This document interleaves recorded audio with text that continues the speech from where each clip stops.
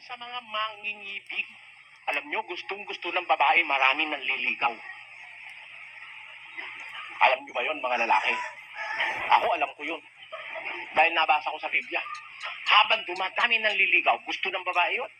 O sino sa inyo ayaw ng naliligawan? Wala namang babaeng ayaw maligawan. Siyempre, gusto ng babae, nililigawan siya. Hindi ko naman nila lahat, pero karamihan talaga gusto naliligawan. Kaya nga pag walang naliligaw manligaw, parang na siya, para siyang suicide na. Kahit sino na lang kakapit siya. Siyempre, ang tao nagigipit sa talimang kumakapit sa sa patalim kumakapit, sabi na kawikaan. Merong ganun babae. At tingnan ninyo, meron bang katunayan ako sa Biblia na talagang ang babae kung minsan, hindi naman lahat, kaya siya nagpapaganda talaga para yung mangingibig sa kanya. Pakinggan nyo. Kay Isaiah. Ganito ating mababasa. Bukod dito ay sinabi ng Panginoon, sapagkat ang mga anak na babae ng Sion ay mga mapagmataas Oh. at nagsisilakad na mga may kapalaluan Mapalalo. Tapos, at mga matang nakairap talagang nakairap. Lumakad. Palalo na. Nakairap pa. Tapos, na nagsisilakad at nagsisikending habang nagsisiyaon. talaga naman yung kending na yun. Talagang, parang nakakita ka ng gilingan ng hopya doon sa puwit niya. Talagang, lumalakad na kumikending habang nagsisiyaon. Tuloy. At nagpapakalatis ng kanilang mga Talagang yung paa. paano yun pinapakalatis para mapansin yun Tuloy.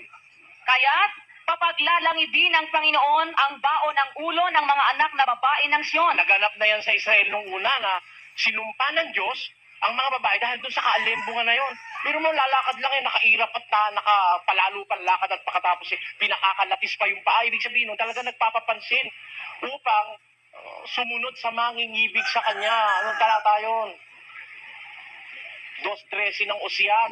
Sige. At aking dadalawin sa kanya ang mga kaarawan ng mga Baal, na siya niyang pinagsusunugan ng kamangyan, nang siya'y nagpaparangya ng kanyang mga hikaw, at kanyang mga hiyas, at sumusunod sa mga mangingibig sa kanya. Kanyo, mga mangingibig.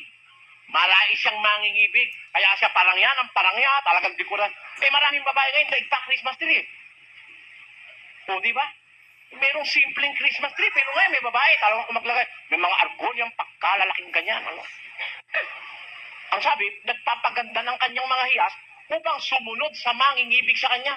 Kaya, ang gusto niya, mangingibig, kaya siya nagkakaganon Pero kung totoo sa mister, mo, pagdadating mister, saka ka lang magpabango. Kasi kung aalimbong ka, liligawan ka na ibang lalaki. Huwag naman sabihin ko, may asawa ka na, hindi ka naliligawan. Meron nga gusto, nililigawan yung may asawa Tama po ba ako o hindi? Isang aral na Diyos sa babae, yung kahinhinan. Dapat mahinhin. Ugali, mahinhin. Mahinhin lang ba ugali? Ito pa isang mahinhin. Sa 2 ng unang Timoteo. Pakinggan nyo. Gayon din naman na ang mga babae ay magsigayak ng mahinhing damit. Ayun, ang babae, gagayak ng mahinhing, sabi, ano ibig sabihin ng mahinhing damit? Tuloy. Na may katimtiman at hinahon. Ano ba yung matimtiman? Bibigyan ko kayo ng lead. Sabi nung kawikaan, walang matimtimang birhen sa matiyagang Di yung palang birhen, matimtiman, Si Virgin Mary. Nakita nyo na si Virgin Mary na naka-micro-mini? Na ang damit close leg. Pero may butas ditong malaking ganon. Na ang damit hanggang bukong-bukong, pero hati hanggang dito. Nakita ko dahil haba ng iyo. Ako magandang damit, haba Naku, nung maglakad, lumalabas itong kalahati ng hitang ganon. Talagang it is pleasing to the eye. And it teases the soul. Makikita ko, kikilos na gano'n talaga yung hita ilalabas Sabagay, kung may maganda-ganda naman ang hita, magandang panoorin yun, Pero pag ang hita parang hamon na maraming digits na may 20, may 10, may 50, may piso. Yung iba nakasunod lang sa uso pa, kahit parang hamon ng, yung hamong nasulog ang hita, gano'n na kulay. Nilalabas pa rin Gano'n. Samantalang sa Biblia, hinihingi na Diyos mahinhin. Hindi ugali lang, kundi pati damit. Dapat mahinhin. Hindi naman damit lang, kundi pati ugali mahinhin. Ang sabi sa Biblia, gumayak ng mahinhin damit na may katimtiman at hinahon. With shamefacedness and sobriety.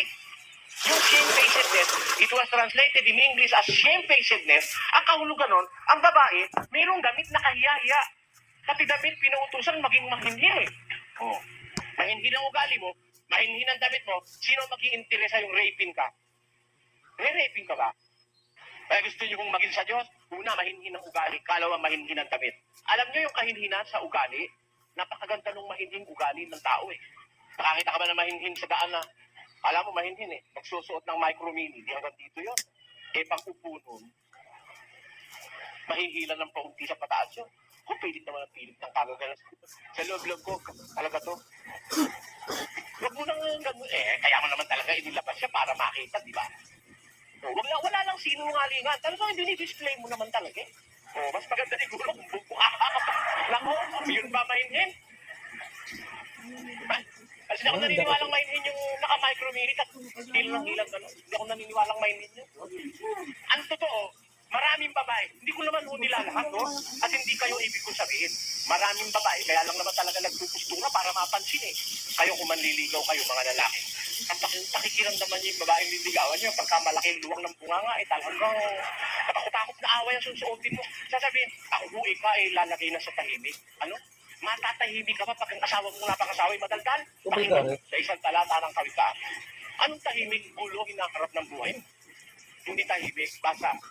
Ang laging tulo sa araw na maulan. Pag araw na umuulan, butas ang bubong, hindi tulo na tulo. O anong sabi? At ang babaeng palatalo ay magkahalintulad. Pareho lang silang dalawa eh.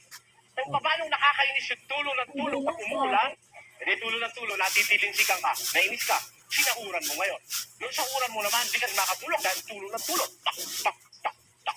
Nung araw ko kasi may tulo yung bahay namin sinahuran. Magdamag yun ang napagtuunan ko lang. Hindi ako nakatulog talaga. Parang nabibilang-bilang ko yung... gano'n na kahit tulad ng babaeng madaldal, palatalo eh. Kaya ang sabi ng Diyos, mabuti, baka, Lalong maigi ang tumahan sa sulok ng bubungan kaysa palatalong babae sa maluwang na bahay. maluwang ang bahay mo. Makikisama ka sa babaeng palatalot madaldal. Mabuti pa ka lang tumira sa sulok ng bubong. Mag-alaunggoy ka na lang doon. Ha? Kaysa maluwang ang bahay mo, kasama mo, babaeng madaldal at palatalot. Araw-araw magkakasala ka, araw-araw maiinis ka, maiimpyerno ka lang. Kaya ang hatol ng Diyos, mabuti papunta sa ilang eh. Basta. Lalong maigi ang tumahan sa ilang na lupain kaysa makisama sa palatalo at magagaliting babae. Tanyo, mabuti pang mamundo ka sa ilang. Baka maligtas ka pa't maging dapat sa Diyos kaysa sa makisama ka sa palatalo at magagaliting babae. O ngayon, para ho yan maiba kung kayo'y palatalo, babaeng magagaliti, babaeng madaldal. Para mawala yan, nasa Biblia, ang babae, mag-aral tumahimik. Na, mag-aral na tumahimik tuloy. Ang babae mag-aral na tumahimik na may buong pagkapasakop o Pinapasakop yung babae. Ang babae, hindi binigyan ng karapatang maging independent of herself. Ang babae, inilagay ng Diyos under subjection to man. Inilagay ng Diyos ang babae sa kapangyarihan, sa ilalim ng kapangyarihan ng lalaki.